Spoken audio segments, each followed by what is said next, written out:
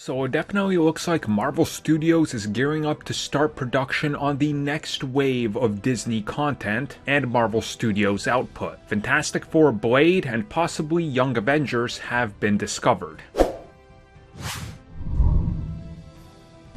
By now, everybody knows that if you're going to shoot a film, you don't shoot it under the actual production title or the actual title of the movie, because that's just not how it's done. So recently, we've talked about the fact that they've discovered quite a few new production houses that are setting things up that line up with Marvel Studios, which we've talked about has Grass-Fed related to Blade, there's a Fantastic Four one, and now more and more seem to be jumping into the spotlight for people. 3 new production companies have formed, including Standoffish Productions, Logjam Productions, and Blueberry Waffle Productions. Now this one takes a little bit to explain. So the Young Avengers would meet at Joe's Diner to eat breakfast. Kid Loki would constantly get blueberry pancakes.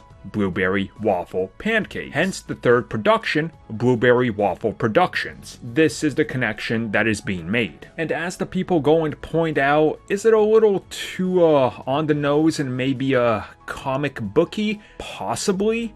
But then again, they go and point out that Ant-Man originally started production as Pym Particle Productions. So why not? Now it is important to stress to everybody here that again, this is just people looking into what might be happening, and there's a lot of speculation that Young Avengers will be happening because it's something that's been teased previously. And if you just look as to what is happening in the MCU, how we're going to have Kate Bishop, how we already have Giant Girl, how we're going to be having the twins from WandaVision, Speed and Wiccan more than likely, how there's already quite a few established younger characters, America Chavez coming in, and so forth. I mean, it does make sense that this is going to be one of those things that gets off the ground sooner rather than later. And as I said in other videos, they're getting to the point where by the time summer rolls around in 2021, they're going to be wrapped up production on all the films and TV shows that they announced. Like, they're going to be in post-production on many of these, so they're not just going to sit around for a year and a half, 2 years, waiting to shoot the next projects when these get put out. They're going to want to,